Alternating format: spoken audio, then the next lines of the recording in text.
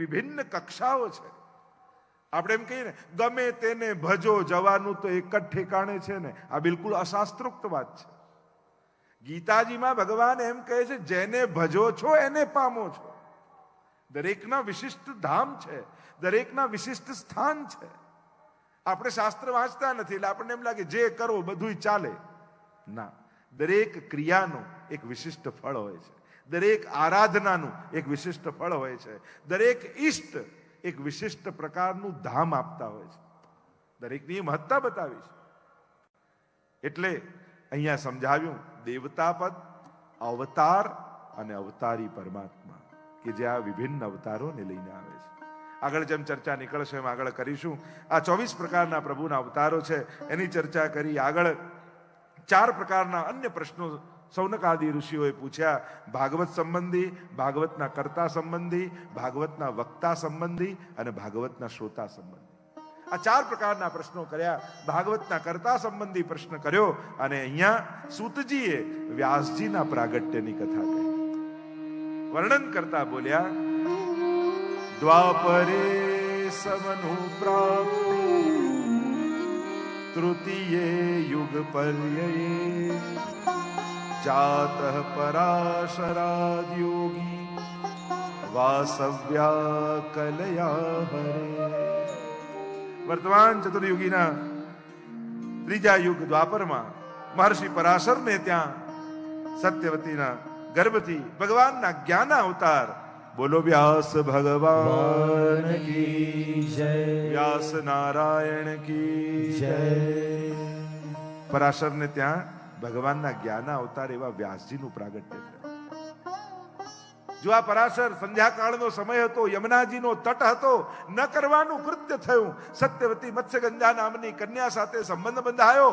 ખરેખર તો અસુર પેદા થવો જોઈએ, પણ યમુનાજીનો તટ હતો ને એટલે મહાપ્રભુજી કહે ભગવાનના જ્ઞાન અવતાર એવા વ્યાસજી પ્રગટ થયા. જો યમનાષ્ટકમાં તમે બોલો છો ને, અનંત ગુણ ભૂષિતે શિવ વિરંચિતે વસ્તુતે ઘના ઘન નિભે સદા ધ્રુવ પરાશર ધ્રુવ પરાશર અભિષ્ટ દે. ધ્રુવજી અને પરાશરને અભિષ્ટ ફળ આપનારા શ્રી યમુનાજી છે. નહીં તો ન કરવાનું કૃત્ય થયું તો કોઈ અસુર જન્મ લેવો જોઈએ. વ્યાસજીનું પ્રાગટ્ય યમુનાજીનો કાંઠો હતો એટલે યમુનાજીએ કૃપા કરી અને વ્યાસજી જેવું ફળ આપ્યું. યમુનાજીની વચ્ચે દ્વીપ હતો, બેટ હતો, એમાં જન્મ થયો એટલે એમનું નામ પડ્યું દ્વૈપાયન. શ્યામ રંગના હતા એટલે કૃષ્ણ દ્વૈપાયન કહેવાયા. બોર ખાઈને રહેતા એટલે બાદરાયણ કહેવાયા. વેદોના વિસ્તાર કર્યા એટલે વ્યાસ થઈ ગયા, વ્યાસ બન્યા. વ્યાસજીનું પ્રાગટ્ય થયું. 17 પુરાણોની રચના કરી, વેદોના વિસ્તાર કર્યા. મહાભારત જેવો જયગ્રંથ લખ્યો, 1 લાખ શ્લોક. પણ હજુ મનમાં સંતોષ નથી. ખિન્ન મનથી સરસ્વતીના નદીના તટ ઉપર બિરાજમાન છે. મનમાં આનંદ કેમ નથી? આટલા ગ્રંથો રચ્યા છતાંય પ્રસન્નતા કેમ નથી? જેના માટે જન્મ લીધો હોય એ કાર્યમાં જોડાવ ને ત્યારે જ મનને સંતોષ આવતો હોય છે. બાકી દુનિયાભરની સફળતાઓ મળી જાય, પણ આ જીવન અને જન્મ જેના માટે મળ્યો છે એ કાર્યમાં ન લાગો તો આત્મસંતોષ ન મળે. મનમાં થયું કે હજી પ્રસન્નતા કેમ ચિત્તમાં નથી, અને એટલામાં દૂરથી અવાજ સંભળાયો, શ્રીમન નારાયણ નારાયણ નારાયણ, શ્રીમન નારાયણ નારાયણ નારાયણ, શ્રીમન નારાયણ નારાયણ નારાયણ, શ્રીમન નારાયણ નારાયણ નારાયણ. વ્યાસજીના કાન ઊંચા થઈ ગયા. અરે શું નારદજી આવી રહ્યા છે? દોડતા દ્વાર પર ગયા. અરે મારા દ્વારે નારદજી જેવા મહાત્મા પધારી રહ્યા. દેવર્ષિ છે. આપણા ઘરે પણ કોઈ વૈષ્ણવ આવે, મહાપુરુષ આવે, સંતો, આચાર્યો, મહાત્માઓ આવે તો હૃદયમાં કેવો આનંદ આવે, કેવી પ્રસન્નતા વ્યાપી જાય. અરે મારા આંગણે આવા ભગવદીય જનો આવ્યા. આયે મેરે નંદ નંદન કે પ્યારે, માલા તિલક મનોહર બાનો, ત્રિભુવન કે ઉજ્યારે. પરમાનંદાસજીના ઘરે જ્યારે સુરદાસ, કુંભનદાસ આ બધા ભગવદીય જનો આવ્યા, એમને જોઈને કેવા પ્રસન્ન થઈ ગયા. 4 મિલે 64 ખિલે, 20 રહે કર જોડ, और हरिजन सो हरिजन मिले तो नाचे 7 करोड़. रुआड़ा रुआड़ा रोमांचित થઈ જાય. નારદજી પધારે. જો આ સિરિયલો ને પિક્ચરો જોઈને આપણે નારદજીને હાસ્યનું પાત્ર બનાવી દીધું. નારદજી તો ભગવાનના અવતાર છે. દરેક શાસ્ત્રો ને પુરાણોના કેન્દ્રમાં ક્યાંક ને ક્યાંક નારદજી રહ્યા છે. ભક્તિ માર્ગના આચાર્ય છે નારદજી. ક્યારે પણ કોઈ ધર્મવાળા પોતાના ધર્મ ગ્રંથોમાં રહેલા પાત્રોના મજાક નથી કરતા. આપણે લોકો આપણા જ ધર્મ ગ્રંથોના, આપણા જ ભગવદ અવતારોના મજાક બનાવી દેતા હોઈએ. સાવચેત થવાની જરૂર છે. અરે બીજા ધર્મનું તો કાર્ટૂન બનાવો તોય ક્યાં કેટલું બધું સળગાવી દે, અને આપણે જ આપણા દેવતાઓને ભગવાનની કેવી મજાકો કરતા હોઈએ છીએ. ચેતવાની જરૂર છે. જેને ઈષ્ટ, જેને આરાધ્ય, જેને પોતાનું સર્વસ્વ માનો છો, એની મજાક સંભળાય નહીં, કરાય નહીં. ઘણી વાર જો ગણપતિ ઉત્સવ હોય તો એમને ડોક્ટર બનાવી દે, કોઈ સાયન્ટિસ્ટ બનાવી દે, કોઈ ક્રિકેટર બનાવી દે. કોઈ પોતાના દેવતાઓની આવી મજાક કરે? એ દેવ છે, પ્રથમ દેવ છે. એના માટે આદર જાણે એવો ભાવ હોવો, રિસ્પેક્ટ હોય. એમની ડિગ્નિટી ડાઉન કરવો એ ઠીક નથી. કોઈ પણ દેવી દેવતાને બધા વંદનીય છે, આદરણીય છે. અને ભગવાન કૃષ્ણ માટે તો આપણે જે દુરુપયોગ કરીએ છીએ એમના નામનો. આપણા ઘરમાં સૌથી બગડેલો છોકરો હોય ને કે આ મારો કનૈયો છે. હવે ક્યાં તારો કનૈયો ને ક્યાં કૃષ્ણ? તું સંસ્કાર ના આપી શકે અને કનૈયો ક્યાં બનાવે છે? તમે તમારા ભગવાનને આ સ્તરે જુઓ છો કે જે કાંઈ કામનો નથી, રખડતો હોય ને એકદમ ફરતો રહેતો હોય, એને તમે કનૈયો કહેશો? ચિંતન કરજો. ઘણી વાર એ ઘરમાં કાંઈ ન કરતા હોય, આમનું કામ તો અમારે નરસિંહ મહેતા. ક્યાં નરસિંહ મહેતા ને ક્યાં તારો આ નવરો વ્યક્તિ? તમે કોની જોડે સરખામણી કરો છો એનું તો ક્યારેક ચિંતન કરો. તમારા આરાધ્યો, તમારા જ ઈષ્ટોને તમે કેવી સમાનતા કરીને એમની મહત્તા યા એમની ડિગ્નિટીને કેવી ડાઉન કરો છો? ચિંતન કરજો, વિચાર કરજો. કોઈ ધર્મવાળા ક્યારે પોતાના દેવી દેવતા કે ભગવાન માટે આવા શબ્દો અને આવા પ્રયોગો કરતા નથી. એટલે ચિંતન કરવું જોઈએ સમાજે. મનમાં આદર અને રિસ્પેક્ટનો ભાવ હોવો નિતાંત આવશ્યક છે. નારદજીને એવું હાસ્યનું પાત્ર, બધાને એમાં કોઈ ઝઘડા કરાવતું ને આ અમારા નારદ વેડા કરે છે. પણ નારદજી એના માટે છે, ભક્તિ માર્ગના આચાર્ય છે. નારમ જ્ઞાનમ દદાતિ ઇતિ નારદમ, નારમ અજ્ઞાનમ ખંડયતિ ઇતિ નારદ. અનેક અનેક અર્થો નારદ શબ્દ ના કર્યા. જે જ્ઞાનનું દાન કરે નારદ છે, જે અજ્ઞાનનું ખંડન કરે એ નારદ છે. દરેક ભગવાનની લીલાના કેન્દ્રમાં ક્યાંક ને ક્યાંક નારદજી રહ્યા છે. પોતે અપયશ માથે લઈને પણ ભગવાનના કાર્યો સિદ્ધ કર્યા છે. એવી ભક્તિ નારદજીની છે. એટલે ક્યારે પણ હસી મજાકમાં પણ ભગવાન વિશે નબળું બોલવું નહીં. મહાપ્રભુજી 84 વૈષ્ણવની વાર્તામાં પરમાનંદાસજીની વાર્તા આવે છે, અને એમાં એક રાણીની વાર્તા આવે છે કે એક રાણી ગામમાં આવી અને કહેવા લાગી કે હું આટલા મોટા રાજ્યની રાણી, શ્રીનાથજીના દર્શન તો કરું, પણ હું કરું ત્યારે મને કોઈ બીજું ના જોઈએ, અને મારું છત્ર, ચમર, ચાદર આ બધું ઓઢીને શ્રીનાથજીના દર્શન કરું. મહાપ્રભુજી તો પરમ દયાળ છે. ઠીક છે, આપ કરી લો, આદર આપ્યો. પણ આ શ્રીનાથજી બાબા કોઈનું ચલાવી લે? બહાર એટલી ભીડ ઊભી છે ને અંદર સાંકળ બંધ ને એકલા દર્શન કરવા આવ્યા, અને ઠાકોરજીએ બીજું રૂપ ધારણ કર્યું ને સાંકળ ખોલી દીધી. એવી ભીડ ઉમડી કે એકે કપડું ના રહ્યું. અને ત્યારે પરમાનંદાસજી કીર્તન ગાતા હતા, અને ગાતા ગાતા એમ કહ્યું, કોણ યહ ખેલવે કી વાની? પ્રભુ આ રીતે રમાય? गिरधर लाल काहू की नहीं राखत कानी, कोईनी तो शर्म राखो प्रभु, आ रीते रमातु हशे। त्यारे महाप्रभु जी आज्ञा करी, ऐसो कभी नहीं कहनो, भली यह खेलवे की बात। ठाकुर जी ની લીલામાં કોઈ દોષ હોતા નથી। આપણને ન સમજાય યા આપણને મોડું સમજાય એ જુદી વાત છે, પણ ભગવાનની લીલામાં કોઈ દોષ નથી। અને જીવે ક્યારે પણ ઈશ્વરની લીલામાં દોષ દર્શન કરવું નહીં। ગ્રંથ ન સમજાય તો ગ્રંથનો વાંક નથી, આપણો વાંક છે. આપણે ગ્રંથ આ તો કેટલું અઘરું, આપણા તો કામ, એમ કહીને ગ્રંથનો વાંક કાઢીને મૂકી દઈએ. અરે આપણે ભણવાનું છે, આપણે જાણવાનું છે, પ્રયાસ આપણે કરવાનો છે. પ્રભુની લીલામાં દોષ દર્શન નથી. અહીંયા જે ચર્ચા કરી રહ્યા છે, નારદજી પધાર્યા છે, ખિન્ન મનથી બેસેલા વ્યાસજીને જોયા, કહ્યું કે ઉદાસ કેમ છો? વ્યાસજી કહેવા લાગ્યા, આટલા ગ્રંથોની રચના કરી પણ હજી ચિત્તમાં પ્રસન્નતા નથી. નારદજી કહેવા લાગ્યા, એનું કારણ એક જ છે, આપે ધર્મનું તો વિસ્તારથી આટલા ગ્રંથોમાં વર્ણન કર્યું, પણ ધર્મીનો વિમલ યશ નથી ગાયો. જેમાં વિશુદ્ધ ભક્તિનું વર્ણન હોય એવી ભાગવતની રચના કરો વ્યાસજી. આપના તો હૃદયમાં જ બિરાજે છે. સ્કંદ અને પદ્મ પુરાણ બંનેમાં આપે જ તો મહાત્મ્યનું દર્શન કરાવ્યું છે જગતને, અને આપ જ વિસ્મૃત કરી ગયા. જ્યાં સુધી ભાગવતની રચના નહીં કરો ત્યાં સુધી મનમાં પ્રસન્નતા નહીં પ્રગટે. બહુ સુંદર રીતે નારદજી સમજાવે છે કે જ્યાં ગમે તેટલી અલંકારિત વાણી હોય, સુંદર કંઠ હોય, સારા શબ્દોના પ્રયોગ કર્યા હોય, પણ જો ભગવાનનો વિમલ યશ એમાં ન હોય તો તદ વાયસમ તીર્થ, એ તો કાગડાના તીર્થ સમાન છે. પરમહંસોને એમાં આનંદ નથી આવતો. અને એનાથી ઉલટું, કદાચ કર્કશ ગળું હોય, સારા શબ્દો ન આવડતા હોય, પણ વિશુદ્ધ ભક્તિ જો હૃદયમાં હોય ને તો ઠાકોરજી રાજી થાય છે. આપણે ત્યાં તાનસેનની વાર્તા આવે ને, તાનસેન ગુસાઈજીને કીર્તન સંગીત સંભળાવવા માટે આવે અને એટલું સુંદર રાગ રાગીણીઓ ગાઈ, એટલે ગુસાઈજી ઇનામ માટે 500 સોનામોરનો થાળ મંગાવે. પણ એ 500 સોનામોરની ઉપર એક કોડી મૂકીને પછી તાનસેનને આપી. તાનસેનને આશ્ચર્ય થયું કે મહારાજ, આ 500 સોનામોર તો સમજમાં આવી, ઉપર કોડી કેમ મૂકી?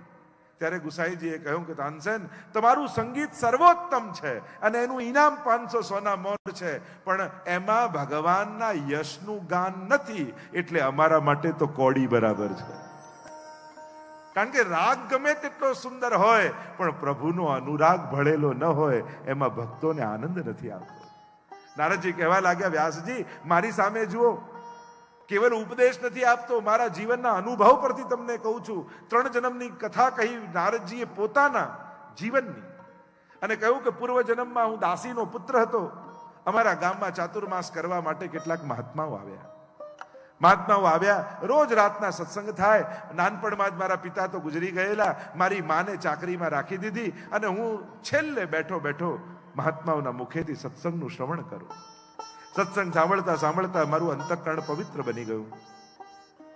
4 માસ ચતુર્માસ ક્યાં પૂરા થઈ ગયા ખબર ન પડી. હવે તો મહાત્માઓને જવાનો સમય આવી ગયો, અને જ્યારે એ જવા લાગ્યા, મને એમ લાગ્યું જાણે મારા પ્રાણ એમની સાથે જઈ રહ્યા છે. ચરણોમાં પડી ગયો, વિનંતી કરી, હવે આપના વગર હું જીવી નહીં શકું, મને પણ આપની સાથે લઈ જાઓ. મહાત્માઓએ કહ્યું, જા પહેલા તારી માને પૂછીને આવો, તું એકનો એક દીકરો, તારી મા તને આજ્ઞા આપે તો અમે તને સાથે લઈ જઈએ. માને પૂછવા ગયા. માએ કહ્યું કે તું મારો એકમાત્ર સહારો છું, તું પણ જતો રહે તો મારું કોણ? ન જવા દીધા. મહાત્માઓ તો ત્યાંથી પધારી ગયા. નારદજીનું મન જાણે મહાત્માઓની જોડે જતું રહે.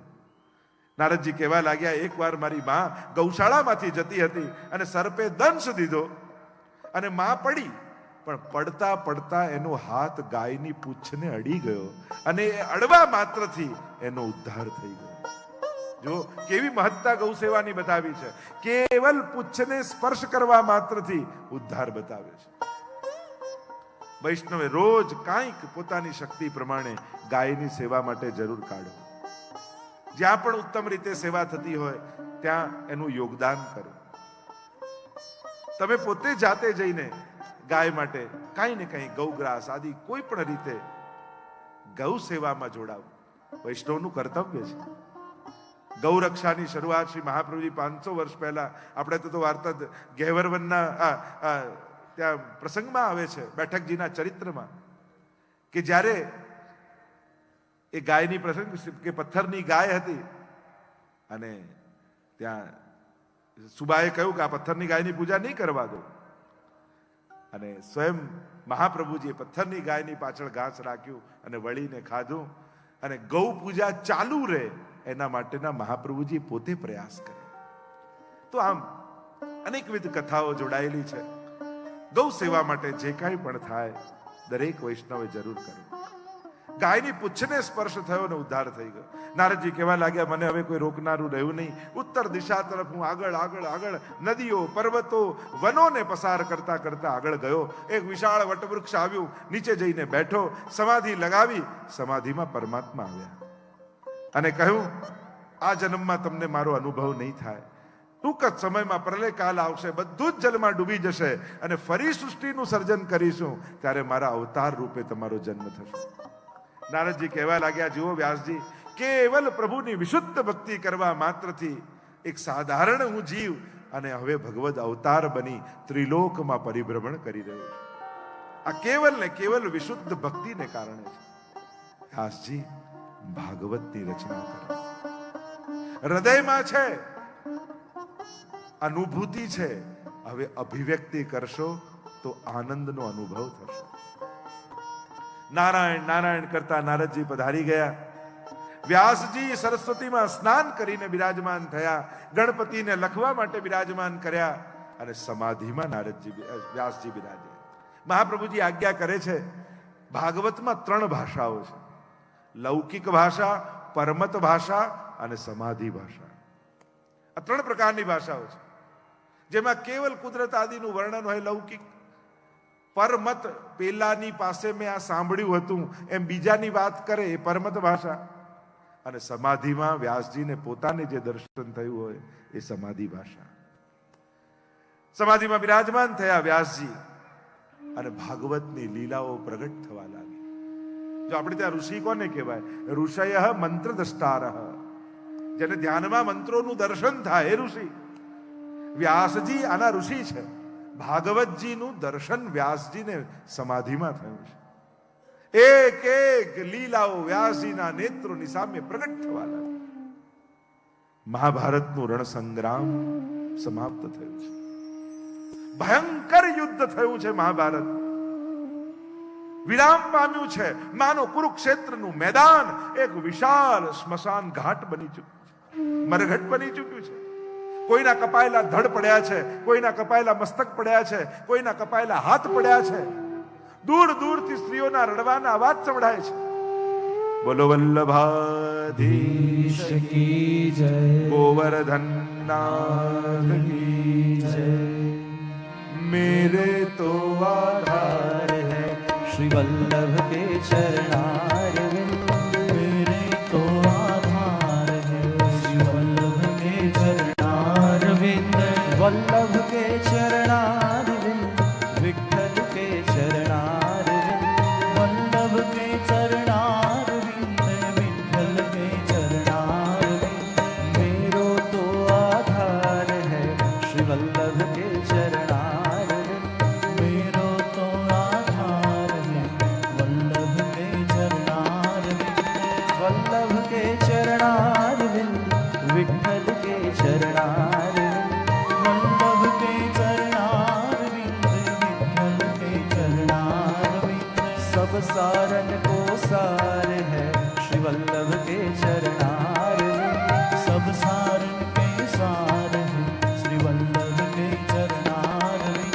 श्री वल्लभ के चरणारविंद, विठ्ठल के चरणारविंद. श्री वल्लभ के चरणारविंद, विठ्ठल के चरणारविंद. मैं गाऊं बारंबार श्री वल्लभ के चरणारविंद. मैं तो गाऊं बारंबार श्री वल्लभ के चरणारविंद.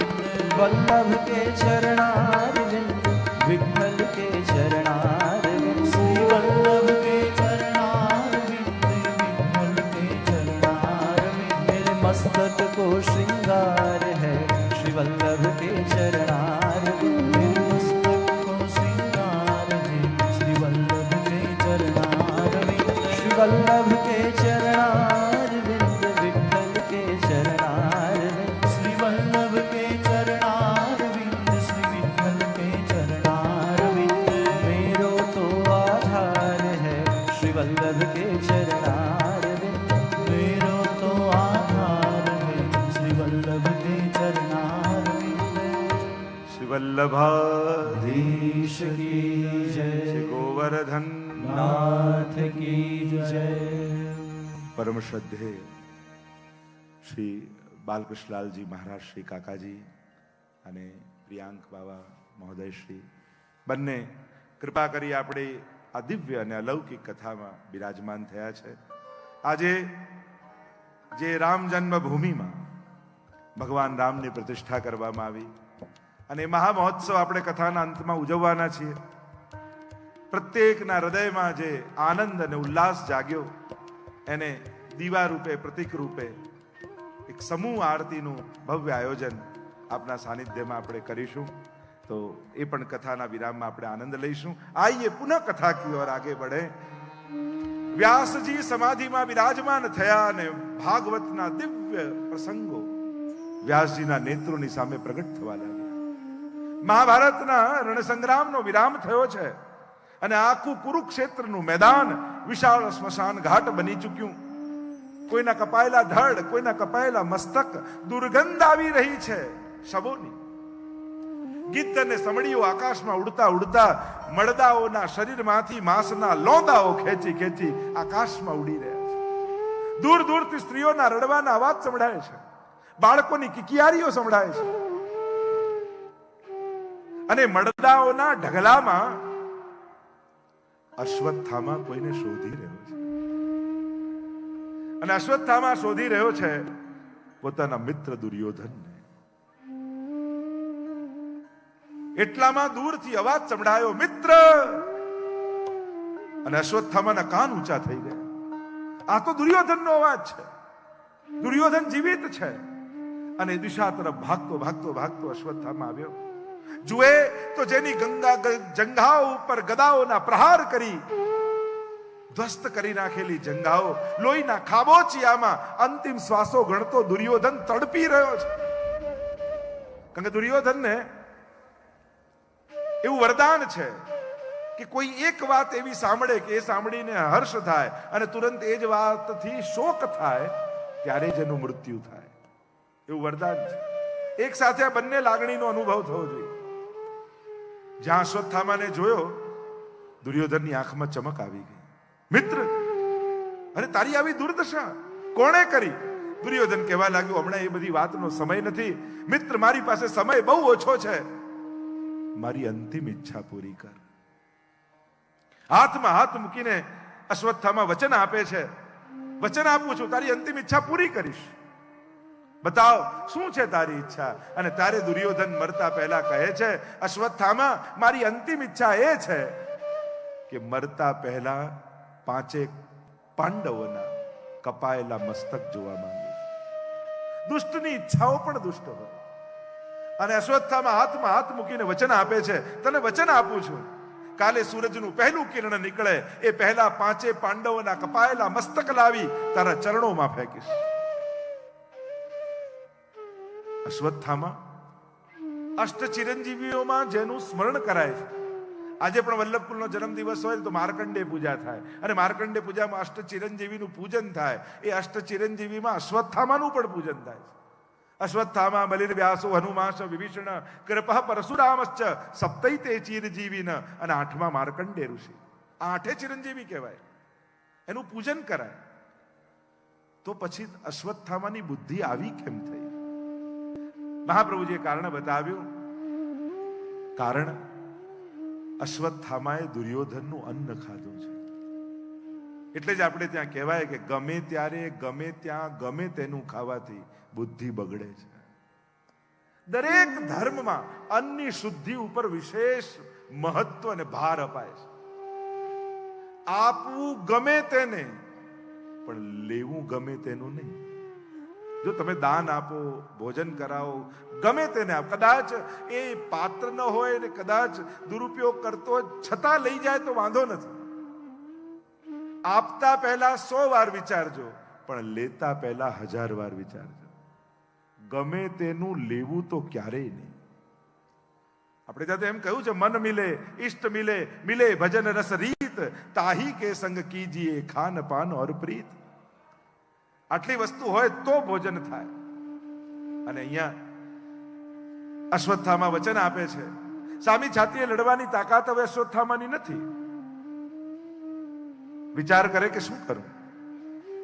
રાત્રિનો સમય હોય, પાંચે પાંડવો સૂતા હોય, એ સમયે છાનો માનો છાવણીમાં પ્રવેશ કરું અને પાંચે પાંડવોના શિરચ્છેદ કરી નાખું.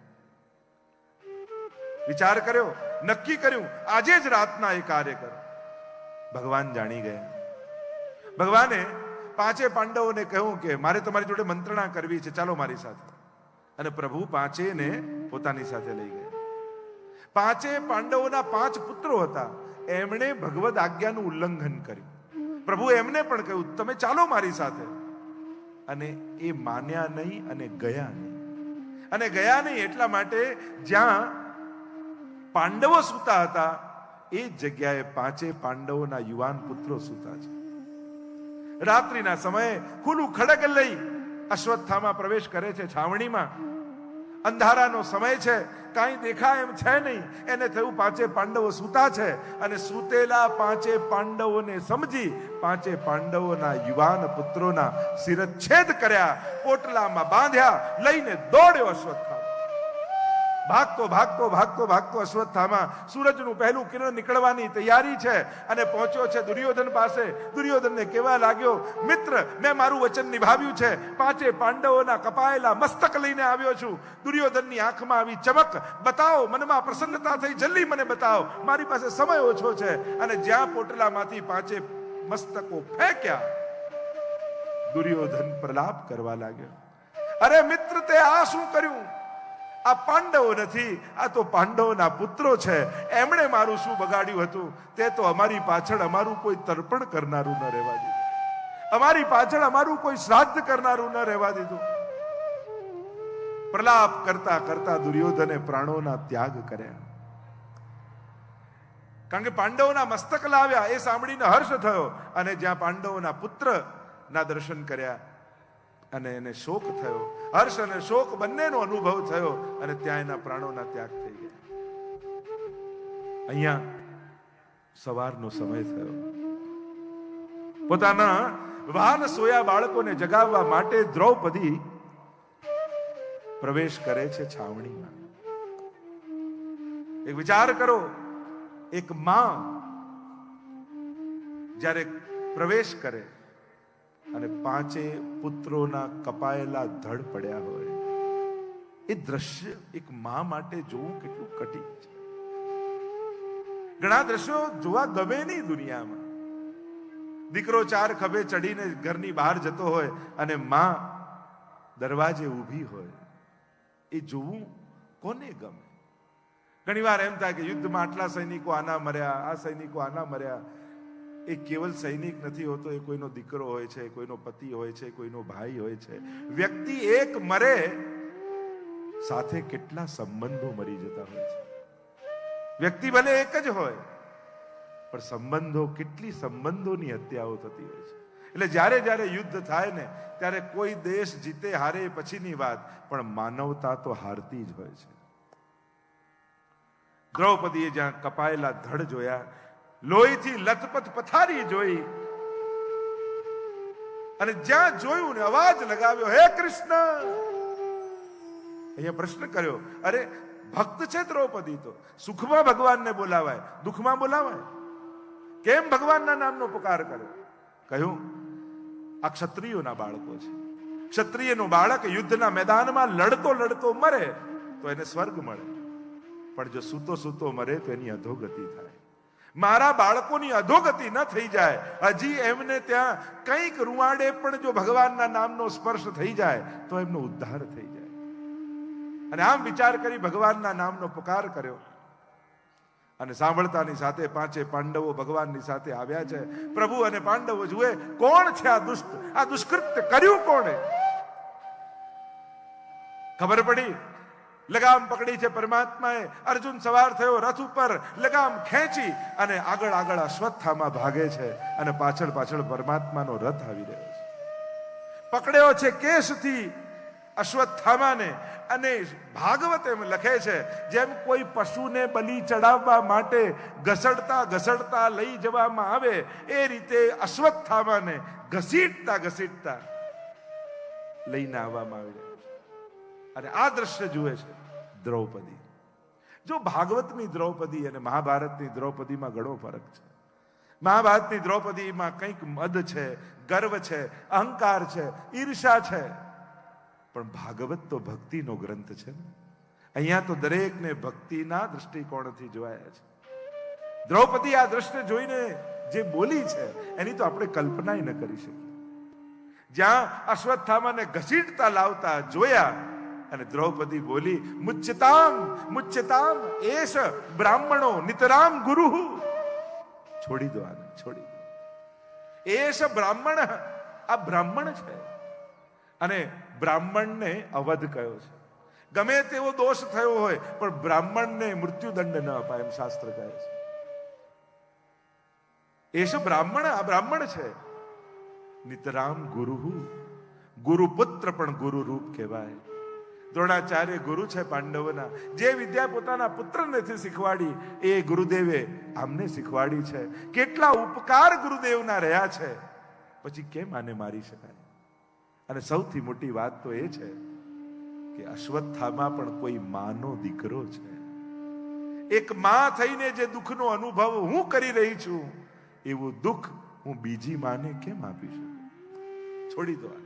શાસ્ત્ર એમ કહે બ્રાહ્મણને મરાય નહીં, અને શાસ્ત્ર એમ કહે કે આતતાઈને જુઓ ત્યાં મારી નાખો. કરવું શું? બધા જ મૂંઝવણમાં પડ્યા. પ્રભુએ રસ્તો બતાવ્યો. અશ્વત્થામા સંસારનું પ્રતીક છે. સંસારને છોડાતોય નથી, મરાતોય નથી. કરવું શું? ભગવાને કહ્યું આનું મોહરૂપી મણી કાઢી લો. બ્રાહ્મણનું અપમાન જ એનું મૃત્યુ છે. આને અપમાનિત કરીને મુક્ત કરી દો. મણી કાઢ્યો છે, અપમાનિત કર્યો છે અશ્વત્થામાને અને મુક્ત કરી દીધો. અપમાનની અગ્નિમાં બળવા લાગ્યો અશ્વત્થામા. નહીં છોડું પાંડવોને, એમણે મારું અપમાન કર્યું છે. વિચાર કરતા કરતા બ્રહ્માસ્ત્રનું આવાહન કર્યું અશ્વત્થામાએ. બ્રહ્માસ્ત્રનું આવાહન કરીને મનમાં વિચાર કરે છે કે આ બ્રહ્માસ્ત્ર કોની તરફ છોડું? યુધિષ્ઠિર તરફ, ભીમ તરફ, અર્જુન તરફ, કૃષ્ણ તરફ? કોને મારું? કારણ કે આ બ્રહ્માસ્ત્ર ખાલી જાય એમ નથી. વિચાર કરતા કરતા મનમાં વિચાર આવ્યો, જે અભિમન્યુને ચક્રવ્યૂહમાં ફસાવીને અમે મારી નાખ્યો હતો એ અર્જુનના પુત્ર અભિમન્યુ, એની પત્ની ઉત્તરા ગર્ભવતી છે. પાંડવોનું છેલ્લું બીજ હજી પણ ઉત્તરાના ગર્ભમાં જીવી રહ્યું છે. જો એ ગર્ભનો નાશ કરી દઉં તો પાંડવ નિર્વંશ બની જાય. અને આમ વિચાર કરી બ્રહ્માસ્ત્રનું આહ્વાન કરીને છોડ્યું ઉત્તરાના ગર્ભ તરફ. કરોડો સૂર્યો બાળવા આવતા હોય એવી અગ્નિમાં ઉત્તરા બળવા લાગી. ગભરાઈ. પણ દ્રૌપદીના સંસ્કાર છે. રોહિણ્યાંશ ઉત્તરા પરમા ભક્તા, મહાપ્રભુજી આજ્ઞા કરે છે. આ તો પરમ ભક્ત છે, રોહિણીજીના અંશ રૂપ છે. જ્યારે ઉત્તરા પરણીને આવીને અને ઘરમાં પ્રવેશ કરવાનો હતો એટલે દ્રૌપદી આરતી લઈને દરવાજે ઊભી રહી. અને દ્રૌપદી પોતાની વહુને પ્રશ્ન કરે છે કે બેટા તું ઘરમાં પહેલી વાર આવી રહી છો તો પહેલા પગે કોને લાગીશ? ઉત્તરાએ કહ્યું ઘરમાં જે મોટું હોય એના પહેલા પગે લાગીશ. બતાવો બેટા આપણા ઘરમાં મોટું કોણ? અરે યુધિષ્ઠિર મોટા છે, ભીમ મોટા છે, અર્જુનજી મોટા છે, કુંતાજી મોટા છે. દ્રૌપદીએ કહ્યું બેટા આ કહેવાતા મોટાઓ બધાને મેં જોઈ લીધા છે. જ્યારે દ્યુત ક્રીડામાં મને હાર્યા પછી મારા ચીર ખેંચાતા હતા ત્યારે આ કહેવાતા બધા જ મોટાઓના પગે હું પડી હતી. બચાવવાનો પુકાર કર્યો હતો, મારી લાજ બચી જાય એના માટે આજીજી કરી હતી. પણ આ કહેવાતા બધા જ મોટાઓ મસ્તક ઝુકાવીને બેઠા રહ્યા હતા. અને ત્યારે બેટા દ્વારિકાનો નાથ દ્વારિકાથી દોડતો આવીને મારા ચીર પૂર્યા હતા, મારી લાજ બચાવી હતી. જીવનમાં જ્યારે પણ સંકટ આવે ત્યારે કહેવાતા મોટાઓના પગે ન પડતી પણ દ્વારિકાધીશનું શરણું લેજે. અને એ વાત ઉત્તરાને યાદ આવી. પાહી પાહી મહાયોગિન દેવ દેવ જગતપતે નાન્યમ ત્વદભયમ પશ્યે યત્ર મૃત્યુ પરસ્પરમ. પાહી પાહી, રક્ષા કરો પ્રભુ, રક્ષા કરો. પુકાર કર્યો છે પ્રભુ મને મારો ડર નથી, મારા કુખમાં પાંડવનું બીજ જીવી રહ્યું છે એને કઈ નથી. જો ભાગવતમાં ઘણી એવી માતાઓની કથા આવે છે કે જેની કુખમાં ભગવાન આવ્યા. ઘણી એવી વંદનીય માતાઓ છે. એ દેવકી હોય, એ કૌશલ્યા, અનેક અનેક માતાઓની કથાઓ આવે છે જેના કુખે ભગવાન પધાર્યા. ઘણી એવી માતાઓની કથા ભાગવતમાં છે જેની કુખમાં ભક્તો આવ્યા, ભગવદીઓ આવ્યા. કયા ધ્રુવની માતા સુનીતિ, એવા તો ઘણા ઘણા ભગવદીઓની માતા જેની કુખમાં ભગવદીઓએ વાસ કર્યો. પણ આખા ભાગવતમાં એકમાત્ર માં આ ઉત્તરા છે જેની કુખમાં ભક્ત પણ આવ્યા અને ભગવાન પણ પોતે આવ્યા. ભગવાન પોતે સુદર્શન ગ્રહણ કરી અંગુષ્ઠ માત્રનું રૂપ ધારણ કરી ઉત્તરાના ગર્ભમાં પ્રવેશ કરે છે. આ એક માં એવી છે જેને પોતાના કુખે ભક્ત અને ભગવાન બંનેને રાખ્યા છે.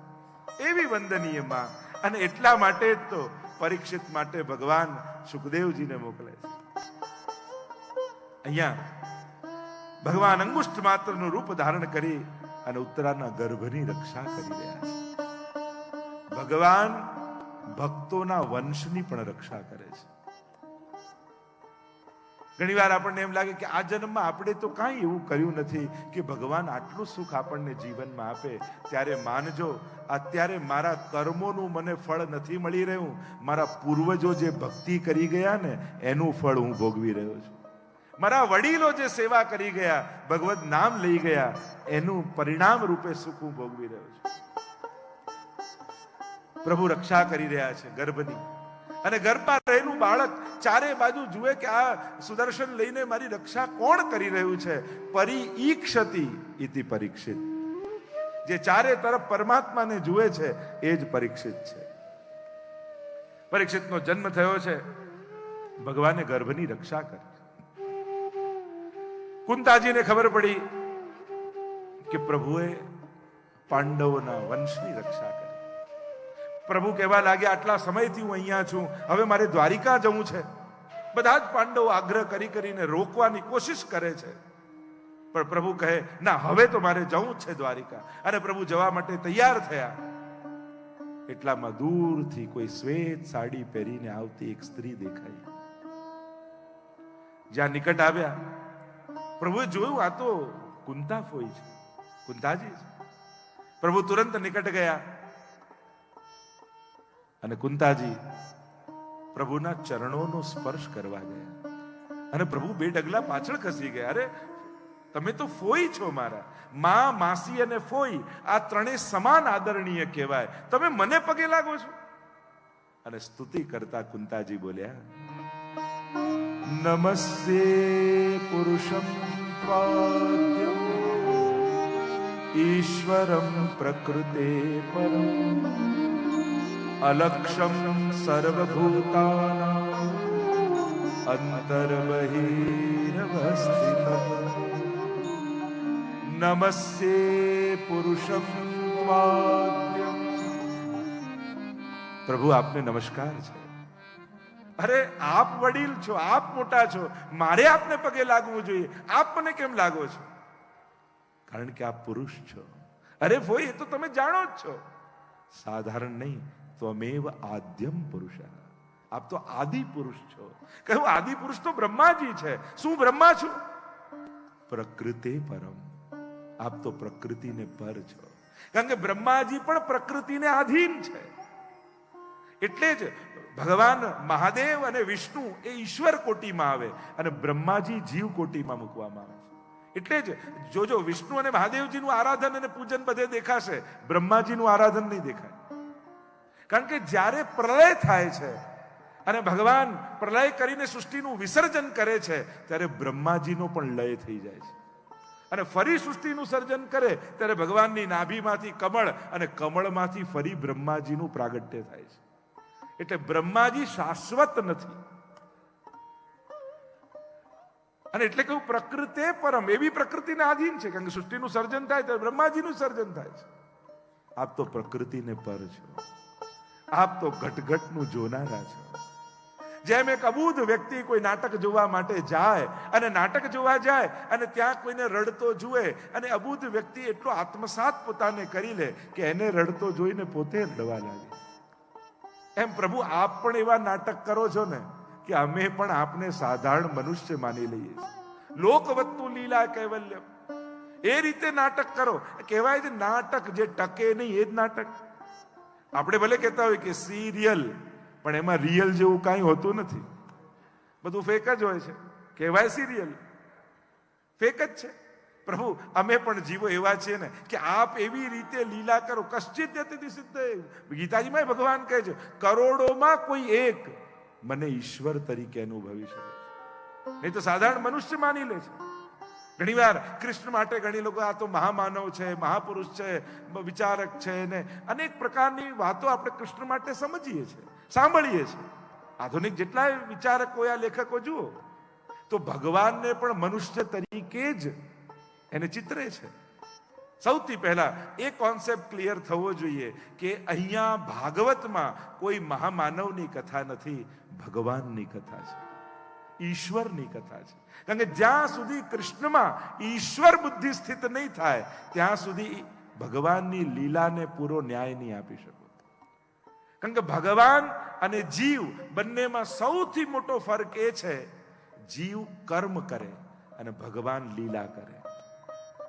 ભગવાન ક્યારે કોઈ કર્મ કરતા નથી. નમામ કર્માણિ લિંપંતિ નમે કર્મ ફલે સ્પૃહા. ગીતાજીમાં સ્પષ્ટ ભગવાને કહ્યું હું કર્મ કરતો નથી, કર્મમાં લેપાતો નથી, કર્મ કરવાની મને સ્પૃહા નથી. અને એટલા માટે એક સિદ્ધાંત કૃષ્ણ માટે સમજી લેવો નિતાંત આવશ્યક છે કે કર્મના સિદ્ધાંતોના ચશ્મા પહેરી ભગવાનની લીલાનું મૂલ્યાંકન કરવા જશો તો ખોટા પડશો. એ તો લીલા કરે છે. લીલાને કર્મમાં ફરક શું છે? જો જીવ કર્મ કરે એટલે એને કર્મ બંધન લાગે, કર્મના સિદ્ધાંત પ્રમાણે ફળ ભોગવવા પડે. ભગવાન લીલા કરે એટલે એમને લીલાના સિદ્ધાંતો લાગુ પડે. એ કર્મ કરતા જ નથી. જેમ કોઈ વિલનનો બહુ સારો રોલ નાટકમાં કરે તો એને સજા મળે કે એવોર્ડ મળે? અને એવોર્ડ મળે. એ જ કામ જે નાટકમાં કર્યું હોય બહાર જઈને ગામમાં કરે તો સજા મળે. તો ગામમાં કરવું એ કર્મ અને સ્ટેજ પર કરવું એ લીલા છે. ભગવાન લીલા કરી રહ્યા છે. અને એટલા માટે જ્યારે પણ કૃષ્ણને મનુષ્ય બુદ્ધિથી જોશો તો કર્મના સિદ્ધાંતોમાં એમની લીલાને જોખવા બેસશો ને તો લીલામાં પણ દોષ દેખાશે. આવું કરાય, આવું કરાય, આવું કરાય. પણ ભગવાનની કર્મ છે જ નહીં, એ લીલા જ કરે છે. અને એટલા માટે જ જે જીવ માટે નિંદનીય છે ભગવાન માટે એ જ સ્તુત્ય છે. જીવ માટે નહીં. ચોરી કરવી એ જીવ માટે, જીવ કર્મ કરે એટલે ચોરી કરવી એ જીવ માટે નિંદનીય કહેવાય, એની નિંદા કહેવાય. અને આપણે તો ભગવાનની જય બોલાવીએ તો કેમ બોલાય? બોલો માખન કે ચુરૈયા કી જય. અને ભજન ગાય ચોરી ચોરી માખન ખાઈ ગયો રે. અને પાછા ઘરે આવીને શું કે આજે તો બહુ ગુણગાન કર્યા હો. ચોર કયો, ગુણગાન ક્યાં કર્યા? કોઈને ચોર કેવો હોય ગુણગાન કહેવાય? એનું ચોરી કર્મ હોય તો નિંદા કહેવાય, પણ લીલા હોય તો ગુણગાન કહેવાય. પ્રભુની આ ગુણગાન છે. કારણ કે કર્મના સિદ્ધાંતોમાં ચોરી નિંદનીય કર્મ છે. અને ઠાકોરજી માટે આપણે શું બોલીએ છીએ? ભક્તાભિલાષા ચરિતાનુસારી દુગ્ધારી ચૌરે નરશોભિસારી કુમારિકાનંદિત ઘોષનારી મમ પ્રભુ શ્રી ગિરિરાજધારી. દુગ્ધાદિ ચૌર્યેણ યશો વિસારી. દુગ્ધાદિની ચોરી કરી ઠાકોરજીએ યશનો વિસ્તાર કર્યો. ચોરી કરીને યશ વધે કે ઘટે? આ લીલા છે એટલે વધે છે. કારણ કે ગોપીઓ જ્યારે દહીં વલોવતી હોય ને ત્યારે એના આંખમાં જળજળી આવી જાય કે પ્રભુ આ એક કુલ્લડમાં નીકળેલું માખણ અને તારા ઘરે રોજ 9 લાખ ગાયો દોહાય, દહીં દૂધ માખણના ભંડાર ભર્યા હોય, આ કુલ્લડમાં રહેલું માખણ તારા સુધી કેમ પહોંચાડવું? હૃદય ભરાઈ આવે. ત્યારે ઠાકોરજી કહે તું મારે ત્યાં ન આવી શકે પણ હું તો તારા ઘરે આવી શકું ને. ભરે ને ગામના લોકો ચોર કે પર ચોર કેવડાઈને પણ તારા મનોરથ પૂરો કરીશ તો મારો યશ ઘટવાનો નથી, મારો યશ વધવાનો છે. દુગ્ધાદિ ચૌર્યેણ યશો વિસારી. તો કર્મ અને લીલા આ બંનેનો ભેદ સમજવો જરૂરી છે. અનાયાસેન હર્ષાત ક્રિયમાણ ચેષ્ટા સલીલા. જે આનંદની અભિવ્યક્તિથી પ્રગટે એ લીલા કહેવાય, અને જે આનંદ મેળવવા માટે કરાય એને કર્મ કહેવાય. પ્રભુ પોતાના હૃદયમાં રહેલા આનંદને અભિવ્યક્ત કરે એ લીલા. તો અહીંયા જે ચર્ચા આપણે કરી રહ્યા છે, પ્રભુ આપ એ રીતે નાટક કરો કે અમારા જેવા સાધારણ લોકો એને સાચું માની લે છે. એક એક ઉપકારોને કુંતાજી પ્રભુની સન્મુખ ઉભા રહીને યાદ કરી રહ્યા છે. પ્રભુ ક્યાં ક્યાંથી આપે અમારી રક્ષા કરી છે. પ્રભુ પાસે ઉભા રહો ત્યારે કેવલ માંગણી લઈને જ નહીં, કેવલ ફરિયાદ લઈને નહીં, પણ પ્રભુએ જે જે આપ્યું છે ને એનો આભાર માનવા માટે જાઓ. પ્રભુ તારા ખૂબ ઉપકાર મારી ઉપર છે, તે મને આ આપ્યું, તે મને. ક્યારે પણ ઠાકોરજી આગળ તમે ઊભા હો ત્યારે એણે જે જે આપ્યું એને યાદ કરો છો? ક્યારે નહીં. જે એક વસ્તુ નથી મળી ને બસ એની ફરિયાદ કરવા જ આપણે જતા હોઈએ છીએ. પણ 99 વસ્તુ જે એણે આપી છે એનો આભાર માનવા ક્યારે ગયા? ક્યારેક તો એને આભાર માનો. એટલે જ હું કહેતો હતો ને કે જો આપ્યું ત્યારે આભાર નથી માન્યો તો લઈ લેશે તો કયા મોઢે ફરિયાદ કરવા જશે કે આ કેમ લીધું? માણસને એમ થાય કે સુખ પર તો મારો અધિકાર જ છે. જીવનમાં દુઃખ આવે ને ત્યારે માણસ પ્રશ્ન મૂકે કે મને જ કેમ આ? સુખ આવે ત્યારે ક્યારે ઠાકોરજીને કહ્યું મને જ કેમ આપો છો? બીજાને આપો ને. આપણને લાગે સુખ તો આવવું જ જોઈએ, સુખ પર તો મારો અધિકાર છે, મારો હક છે. પણ આ દુઃખ ક્યાંક પોતાનું એડ્રેસ ભૂલીને ભૂલથી મારા ઘરે આવી ગયું લાગે છે. એને દુઃખ સ્વીકૃત નથી હોતું, સુખને હસતા મોઢે વધાવી લઈએ છે. કુંતાજી યાદ કરે છે વિશાન મહાત્મે પ્રભુ એ વિશ્વાળા ભોજનથી, એ લાક્ષાગૃહમાં, એ વનવાસ સમયે ક્યાંથી આપે અમારી રક્ષા કરી છે. પ્રભુ ઘણા ઘણા ઉપકારો આપે અમારા પર કર્યા છે. ઉપકાર તમારા ભારે ઓ શ્રીજી બાવા. ઉપકાર તમારા ભારે ઓ શ્રીજી બાવા. હું દેખું વારે વારે રે ઓ શ્રીજી બાવા. યાદ કરો પ્રભુના કેટલા ઉપકારો આપણા પર. કેવા કેવા સમય જીવનમાં આવ્યા. એમ તો હવે ફસાઈ ગયા, હવે બધું ખતમ, હવે આમાંથી બહાર નહીં નીકળી શકીએ, એમ લાગે હવે જીવન પૂરું. પણ ક્યાંક ને ક્યાંક કોઈના હૃદયમાં વસીને ઠાકોરજી આપણને પાર ઉતારે. અને 4-5 વાર આપણને બચાવ્યા એ યાદે હોય છે. ઠાકોરજી મને અહીંયા બચાવ્યા, અહીંયા બચાવ્યા, અહીંયા બચાવ્યા. એ 4-5 ઘટનાઓ યાદ પણ હોય છે.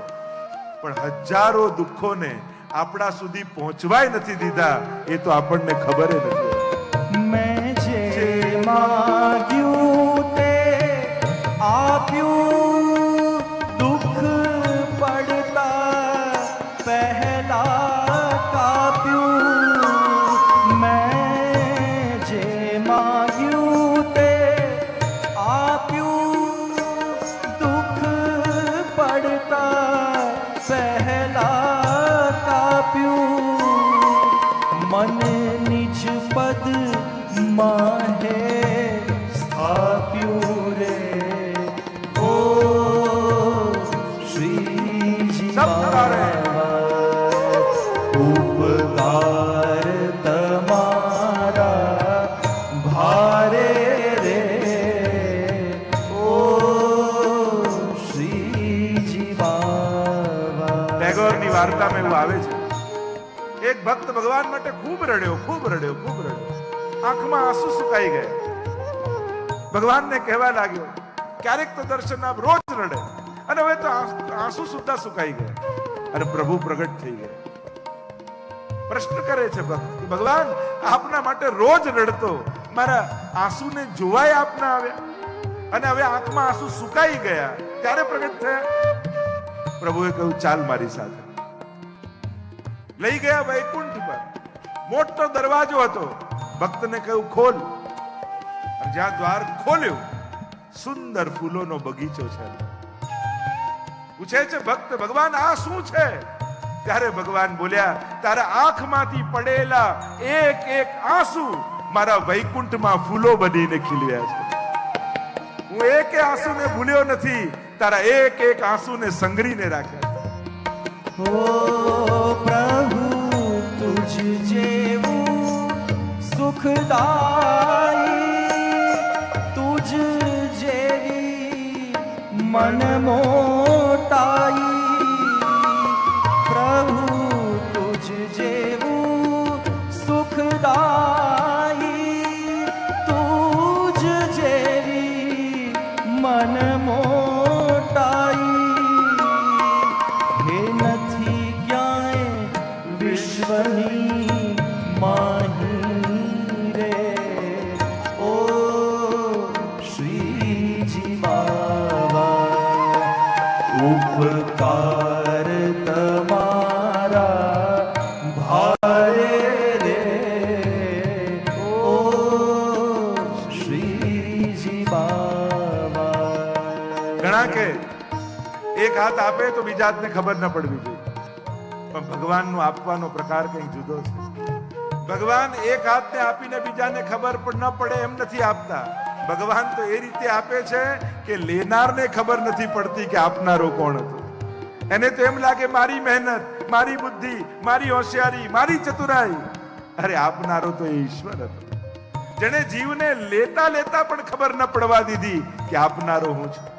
સુદામા આવ્યા, પ્રભુએ જવા દીધા. કુબેરનો વૈભવ ભરી દીધો, પણ સુદામાને કહ્યું નહીં કે મેં તને શું આપ્યું છે. અને જ્યાં સુદામા નીકળ્યા, આંઠે પટરાણી આવી કે પ્રભુ હદ કરો છો. એને કહી દીધું હોત તો એનો રસ્તો જલ્દી કપાઈ જાત, કે આપે એને કુબેરનો વૈભવ આપી દીધો. ત્યારે પ્રભુએ કહ્યું, જો માંગનારો માંગી ન શકતો હોય તો હું કેમ એને કહી દઉં કે આપનારો હું છું. હું ક્યારે પણ કોઈને પણ યાદ નથી અપાવતો કે હું આપું છું. દરેકને એમ લાગે દેવલોક તણું હિત મારું, તમે કરતા ન્યારું ન્યારું. દેવલોક તણું હિત મારું, તમે કરતા ન્યારું ન્યારું. શું શું તે હું રે સંભારું રે. ઓ શ્રીજી બાવા, ઉપકાર તમારા ભારે રે. ઓ શ્રીજી બાવા. એક એક ઉપકારોને યાદ કરતા કુંતાજી સ્તુતિ કરે છે. વ્યક્તિ જે દેખાય છે એનો આભાર માને છે, પણ જે પ્રેરે છે એને ક્યારે વંદન કરતો નથી. કુંતાજી કહેવા લાગ્યા, ઠીક છે પ્રભુ, જાઓ છો બરાબર છે, એક વસ્તુ માંગુ આપની પાસે. પ્રભુ કહેવા લાગ્યા, આપે તો આજ્ઞા કરવાની હોય, અનુરોધ થોડી કરવાનો હોય. કહો આપને શું આપું. ના પ્રભુ, મને શંકા છે કે હું માંગીશ તો આપ કદાચ ન આપો તો. પ્રભુ હાથ પકડીને કહેવા લાગ્યા, અરે ભાઈ બા, આપ જે કહેશો એ ચોક્કસ હું આપીશ. અને કુંતાજી બોલ્યા, વિપદઃ સંતો નઃ સશ્વ તત્ર તત્ર જગદ્ગુરો ભવતો દર્શનમ યસ્યા અપુનર્ભવ દર્શનમ. પ્રભુએ હાથ ખેંચી લીધો. આ શું માંગો છો? कुंता जी कहने लगी, प्रभु जीवन के पथ को विपत्तियों से भर दो. तो प्रभु कहे, आखी दुनिया मारी પાસે સુખ માંગે, આપ સંકટ કેમ માંગો છો? કુંતાજી કહેવા લાગ્યા, જ્યારે સુખ આવ્યું તો હવે આપ છોડીને જવાની વાત કરો છો. સંકટ હતું ત્યારે આપ અમારી જોડે ને જોડે હતા. પ્રભુ એક વસ્તુ સમજી લો, અમારા જેવા ભક્તો માટે આપની બાદબાકી કર્યા પછી આ સંસાર કોઈ સુખદાયક રહેતું નથી. જેમાં આપ નથી ત્યાં અમારું સુખ નથી. તુલસીદાસજી પણ માનસમાં કહે છે ને, હનુમાનજી કહ હનુમંત વિપતિ પ્રભુ સો,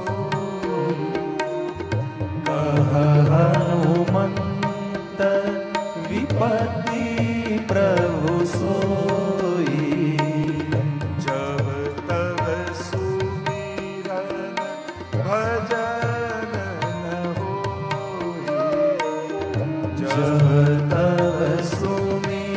કિરણ ભજન ન હોય. કહ હનુમંત વિપત્તિ પ્રભુ સોઈ. પ્રભુ સંકટ એ જ છે, વિપત્તિ એ જ છે. જ્યારે આપનું વિસ્મરણ થઈ જાય એ જ અમારા માટે વિપત્તિ છે. પ્રભુ ડગલે ને પગલે જીવનના માર્ગને સંકટોથી ભરી દો, કારણ કે સંકટમાં આપ અમારી સાથે હો છો. કારણ કે સંસારમાં તમે ગમે તેટલું ભેગું કરો એ બધું જ મીંડા જેવું જ છે, કારણ કે આગળ એકડો એ ઠાકોરજી છે. એકડો લાગે તો દરેક શૂન્યની કિંમત થઈ જાય. એકડો હટાવી દો તો પછી ગુણાકાર કરો, વત્તાકાર, ભાગાકાર કરો, એ શૂન્ય જ રહે. પ્રભુ વગરનો સંસાર એ તો વરરાજા વગરની જાન જેવું છે. એક જગ્યાએ બારાત નીકળતી હતી, 1000 હાથી ને 1000 ઘોડા ને 10,000 બારાતી ને ખૂબ બેન્ડ બાજા ભેગા કર્યા, પણ ઉતાવળમાં આખી બારાત નીકળી તો ખરા, પણ ઉતાવળમાં વરરાજાને જ લેવાનું ભૂલી ગયા. તો લોકો હાથીને હાર પહેરાવશે, ઘોડાને હાર પહેરાવશે, એ લોકો તો પાછા મોકલશે, જાઓ વરરાજા લાવો તો તમારું સ્વાગત થાય. એમ જ જીવનમાં બધું ભેગું કર્યું એ ભાર છે. જો ભગવાન નથી તો એ બધો જ ભાર છે.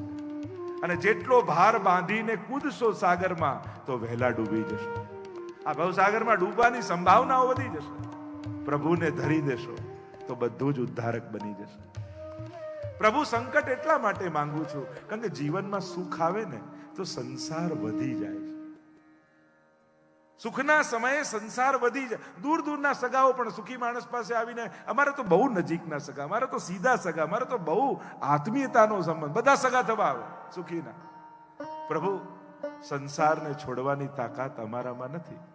અને સુખ આવે છે ને ત્યારે સંસાર વધી જાય છે. દુઃખ એટલા માટે માંગુ છું કારણ કે સંસાર છોડવાની તાકાત અમારામાં નથી, પણ દુઃખ આવશે ને તો અમારે સંસાર નહીં છોડવો પડે, સંસાર જ અમને છોડીને જતો રહેશે. અને એટલા માટે અમારી ભક્તિમાં કોઈ વિઘ્ન નહીં આવે, કોઈ બંધન નહીં આવે. પ્રભુ કહેવા લાગ્યા, પણ દુઃખ કેમ આપી શકું? હું તો સુખનો દાતા છું. કુંતાજી કહેવા લાગ્યા, દરેક સ્ત્રી 2 જગ્યાએ બંધાયેલી હોય છે, પિતા પક્ષમાં અને પતિ પક્ષમાં. પાંડુ શું, વૃષ્ણિ શું, પણ હું 3 જગ્યાએ બંધાયેલી છું. પાંડુમાં, વૃષ્ણિ કુળમાં, અને મારું ત્રીજું બંધન આપની સાથે છે. પ્રભુ એમ કરો, બંને હાથમાં ખુલ્લી તલવાર લઈ લો, ખડગ લઈ લો, અને મારા બંને લૌકિક બંધનો કાપી નાખો, જેથી મારું કેવલ બ્રહ્મ સંબંધ બાકી રહી જાય અને બાકી બધા સંસારના સંબંધો સમાપ્ત થઈ જાય. કુંતાજી સ્તુતિ કરતા પ્રભુ કહેવા લાગ્યા કે મારે તો હવે દ્વારિકા જવું છે. આટલા સમયથી હું હસ્તિનાપુર છું. પ્રભુ પોતાના મિત્રતા અને પોતાનો સંબંધ નિભાવવા માટે કેટલા વર્ષો સુધી હસ્તિનાપુર રહ્યા છે. અહીંયા પ્રભુ તો હટ પકડીને બેઠા છે કે હવે હું દ્વારિકા જાઉં છું. અને જ્યાં રથ ઉપર સવાર થયા એટલામાં એક દૂત દોડતો દોડતો આવ્યો. મહારાજ ઉભા રહો, ઉભા રહો. શું છે? પ્રભુ આપે કોઈને વચન આપ્યું છે અને વચન નિભાવ્યા વગર આપ જઈ ન શકો. અને પ્રભુને કંઈક યાદ આવ્યું ને રથ પરથી નીચે ઉતરી ગયા. કુંતાજીને એમ થયું કે મારી સ્તુતિ સાંભળીને પ્રભુ રોકાયા. અર્જુનને એમ થયું મારી મિત્રતા જોઈને પ્રભુ રોકાયા. યુધિષ્ઠિરને એમ થયું કે મારો આગ્રહ જોઈને ઠાકોરજી રોકાયા. દરેકને એમ લાગ્યું, પણ પ્રભુ તો રોકાયા છે પોતાના ભક્ત દાદા ભીષ્મ માટે. એવી કથા મહાભારતમાં કહેવામાં આવે છે કે જ્યારે ભીષ્મજી પાસે આવ્યો, દુર્યોધનને કહેવા લાગ્યો કે દાદાજી આપ બરાબર યુદ્ધ લડતા નથી, પક્ષપાત કરો છો. ભીષ્મજી કે કયો પક્ષપાત? આટલા કૌરવો મર્યા ને એકે પાંડવ મર્યો નથી. આ પક્ષપાત નહીં તો બીજું શું છે? ભીષ્મજી કહેવા લાગ્યા, હું તને વચન આપું છું, કાલે 5 માંથી 1 પાંડવ જશે. અને એમ કર, બ્રહ્મ મુહૂર્તમાં જ્યારે હું ધ્યાનમાં બેઠો ત્યારે તારી પત્નીને મારી પાસે મોકલજે. હું એને અખંડ સૌભાગ્યવતીના આશીર્વાદ આપીશ, પછી તારો કોઈ વાળ પણ વાંકો નહીં કરી શકે. પ્રભુને સમાચાર મળી ગયા. બ્રહ્મ મુહૂર્તમાં પ્રભુ પહોંચ્યા દ્રૌપદીની છાવણીમાં, જગાડી દ્રૌપદીને કહ્યું ચાલ મારી સાથે. પણ પ્રભુ જવાનું ક્યાં છે તો કહો, પ્રશ્ન ન કરીશ, હું જ્યાં જઉં છું મારી પાછળ ચાલવાના. ચાલતા ચાલતા આવ્યા ભીષ્મજીની છાવણી પાસે. અરે આ તો દાદાજીની છાવણી છે. હા, અંદર જા, ધ્યાનમાં બેઠા હશે દાદાજી, પગે લાગજે અને જે આપે એ બોલ્યા વગર લઈને બહાર આવી જજે. અને કદાચ જો પૂછે કે તને અહીંયા લાવ્યું કોણ, તો મારું નામ તો કહેતી જ નહીં. અને દ્રૌપદી અંદર પ્રવેશ કરે છે. દાદાજી ધ્યાનમાં બેઠા છે અને જ્યાં ધ્યાનમાં બેઠા છે દાદાજી નિકટ આવ્યા, દ્રૌપદીને ચરણોનો સ્પર્શ કર્યો અને ભીષ્મજીને એમ થયું કે દુર્યોધનની પત્ની છે. બંને હાથ ઊંચા કરીને આશીર્વાદ આપ્યા, અખંડ સૌભાગ્યવતી ભવ. અને જ્યાં આટલું દાદાજીના મુખે સાંભળ્યું, પ્રસન્ન થઈ ગઈ દ્રૌપદી. અરે કહેવા લાગી, દાદાજી બહુ મોટી કૃપા કરી, હવે 5માંથી એકે પાંડવને આપ મારી ન શકો. ભીષ્મજીને આશ્ચર્ય થયું, દ્રૌપદી તને આ સમયે અહીંયા લાવ્યું કોણ? અને દ્રૌપદીને યાદ આવ્યું કે પ્રભુએ તો બોલવાની ના પાડી હતી. ગભરાઈ દ્રૌપદીને કહેવા લાગી, હું તો મારી સખી સાથે આવી છું. ભીષ્મજીએ કહ્યું, મારે તારી સખીને જોવી છે. અને પ્રભુએ પીતાંબર કાઢ્યું ને ઘૂંઘટો તાણી લીધો. ભીષ્મજી આવ્યા નિકટ અને જ્યાં ઘૂંઘટો ઊંચો કર્યો, બોલો દ્વારિકાધીશ કી જય. સ્મિત કરતા પ્રભુના મુખારવિંદના દર્શન થયા. હૃદય ભરાઈ આવ્યો ભીષ્મજીનું કે પ્રભુ, આ રીતે આપ ભક્તોનો પક્ષપાત કરો છો. વચન આપો, આજે જે રીતે આપ મને દર્શન આપી રહ્યા છો, મારો અંત સમય હોય ત્યારે આપ મને દર્શન આપવા પધારશો. અને પ્રભુ વચન આપે છે કે હા દાદાજી, આપના અંત સમયે હું સામેથી દર્શન આપવા આવીશ. પ્રભુ ઉતરી ગયા રથ પરથી અને અહીંયા બાણ સૈયા પર ભીષ્મજી સૂતા છે. આખું શરીર બાણથી વિંધાયેલું છે, આર પાર નીકળી ગયા છે બાણ. ભીષ્મજી, જો આખું મહાભારતના પ્રસંગો તમે જુઓ, ઘણીવાર સંજોગો માણસના શત્રુ થઈ જતા હોય છે. આખા મહાભારતના તમે પ્રસંગોને શાંતનુ રાજાથી જુઓ અને વ્રત લીધું અખંડ બ્રહ્મચર્યનું ભીષ્મજીએ. જે ગાદી પર બેસે આ ગાદીને વફાદાર રહીશ. ભીષ્મજીએ જીવનમાં એક જ ભૂલ કરી, સિંહાસનને વફાદાર રહ્યા પણ પ્રજાને વફાદાર ન થયા. જે આવે એને સાથ આપે. દુર્યોધન ધૃતરાષ્ટ્રની મહેચ્છાઓ છે. એમ જોવા જાવ તો તમને મહાભારતનો વિલન દુર્યોધન લાગે, પણ સાચો વિલન દુર્યોધન નથી, ધૃતરાષ્ટ્ર છે. કારણ કે દુર્યોધનની અંદર જે મહત્વકાંક્ષાઓ છે એ ધૃતરાષ્ટ્રના મનની મહત્વકાંક્ષાઓ છે. અને ઘણીવાર વડીલો પોતાના સંતાનો માટે વ્યવસ્થા ન કરી જાય ને તો એમના ઝઘડાના બીજો વડીલો જ વાવીને જતા હોય છે. ઘણીવાર ઘણા કુટુંબોમાં મેં જોયું છે, વડીલોએ કરેલી અવ્યવસ્થાઓ બાળકોએ ક્લેશ રૂપે, ઝઘડાઓ રૂપે, કોર્ટ કચેરી રૂપે ભોગવવી પડતી હોય છે. વ્યવસ્થાઓ નહીં કરવાથી જ અવ્યવસ્થાઓ થાય છે. એટલે વડીલોને કહીશ, એવી અવ્યવસ્થાઓ તમારા પાછળ ન મૂકી જતા કે એનો ભોગ તમારા જ બાળકોને બનવું પડે. ક્યાંક મહાભારતમાં તમે જુઓ તો ધૃતરાષ્ટ્ર રાજા બનવો જોઈએ, અંધ છે અને પાંડુ રાજા બન્યા. અને યોગ્યતા યુધિષ્ઠિરની છે, રાજાનો હવે એનો સમય છે. અને ધૃતરાષ્ટ્રને એમ થાય કે ચલો હું અંધ છું, મારા દુર્યોધનમાં તો બધા લક્ષણો છે રાજાને, એને કેમ ન મળે? અને ત્યાંથી જે શરૂ થાય છે.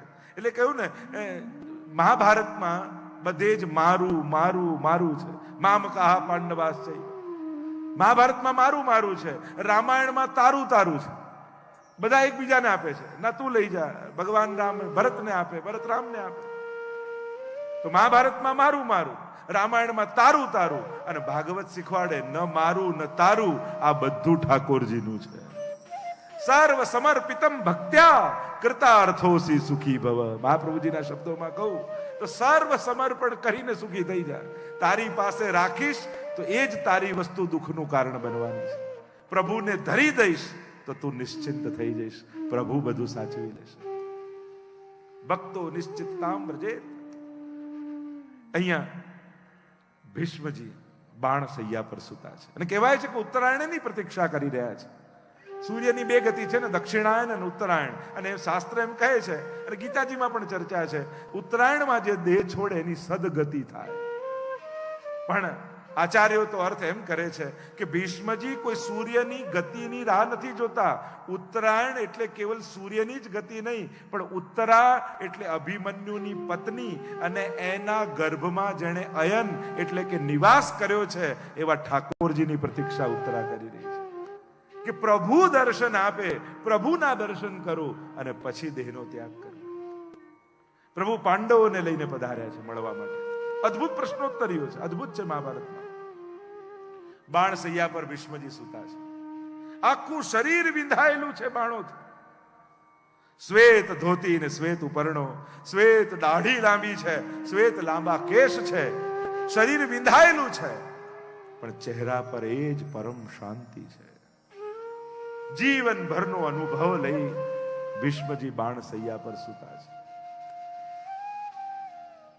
સમાચાર મળ્યા, પ્રભુ પધાર્યા છે. અને સમાચાર મળતાની સાથે ધીમે રહીને ભીષ્મજી પોતાના નેત્રો ખોલે છે અને સામે પ્રભુના મુખારવિંદના દર્શન થાય છે. અને પ્રભુના મુખારવિંદના દર્શન થતાની સાથે નેત્રોના બંને ખૂણામાંથી દડ દડ દડ દડ અશ્રુપાત થવા લાગ્યા. પ્રભુ, મને ભરોસો હતો કે આપ પધારશો, અને એટલા માટે જ મેં આપના માટે એક ભેટ સાચવીને રાખી છે. પ્રભુ કહે, આપનું શરીર બાણથી વિંધાયેલું ને આપ શું ભેટ કરવાના? અને સ્તુતિ કરતા ભીષ્મજી બોલ્યા, ઇતિમતિ રૂપ કલ્પિતા વિતૃષ્ણા ભગવતી સાત્વત પુંગવે વિભૂમિ સ્વસુખમુપગતે ક્વચિત વિહર્તુમ પ્રકૃતિ મુપેયુષી ભવ પ્રવાહ. દેખીએ, પ્રાય દરેક સ્તુતિ અથથી થાય. આ એકમાત્ર સ્તુતિ એવી છે જેની શરૂઆત જ ઇતિ શબ્દથી થાય. રાધે કૃષ્ણ ગોવિંદ ગોપાલ રાધે માધવા. રાધે કૃષ્ણ ગોવિંદ ગોપાલ રાધે માધવા. રાધે કૃષ્ણ ગોવિંદ ગોપાલ રાધે માધવા. રાધે કૃષ્ણ ગોવિંદ ગોપાલ રાધે માધવા. ગોવિંદ રાધે માધવા. ગોવિંદ રાધે માધવા. ગોવિંદ રાધે માધવા. ગોવિંદ રાધે માધવા. ગોપાલ રાધે માધવા. ગોપાલ રાધે માધવા. ગોપાલ રાધે માધવા. ગોપાલ રાધે માધવા. રાધે કૃષ્ણ ગોવિંદ ગોપાલ રાધે માધવા. રાધે કૃષ્ણ ગોવિંદ ગોપાલ રાધે માધવા. રાધે કૃષ્ણ ગોવિંદ ગોપાલ રાધે માધવા. રાધે કૃષ્ણ ગોવિંદ ગોપાલ રાધે માધવા. ગોવિંદ રાધે માધવા. ગોવિંદ રાધે માધવા. ગોવિંદ રાધે માધવા. ગોવિંદ રાધે માધવા. ગોપાલ રાધે માધવા. ગોપાલ રાધે માધવા. ગોપાલ રાધે માધવા. ગોપાલ રાધે માધવા. રાધે કૃષ્ણ ગોવિંદ ગોપાલ રાધે માધવા. રાધે કૃષ્ણ ગોવિંદ ગોપાલ રાધે માધવા. રાધે કૃષ્ણ ગોવિંદ ગોપાલ રાધે માધવા. રાધે કૃષ્ણ ગોવિંદ ગોપાલ રાધે માધવા. ગોવિંદ રાધે માધવા. ગોવિંદ રાધે માધવા. ગોવિંદ રાધે માધવા. ગોવિંદ રાધે માધવા. ગોપાલ રાધે માધવા. ગોપાલ રાધે માધવા. ગોપાલ રાધે માધવા. ગોપાલ રાધે માધવા. રાધે કૃષ્ણ ગોવિંદ ગોપાલ રાધે માધવા. રાધે કૃષ્ણ ગોવિંદ ગોપાલ રાધે માધવા. રાધે કૃષ્ણ ગોવિંદ ગોપાલ રાધે માધવા. રાધે કૃષ્ણ ગોવિંદ ગોપાલ રાધે માધવા. રાધે કૃષ્ણ ગોવિંદ ગોપાલ રાધે માધવા. રાધે કૃષ્ણ ગોવિંદ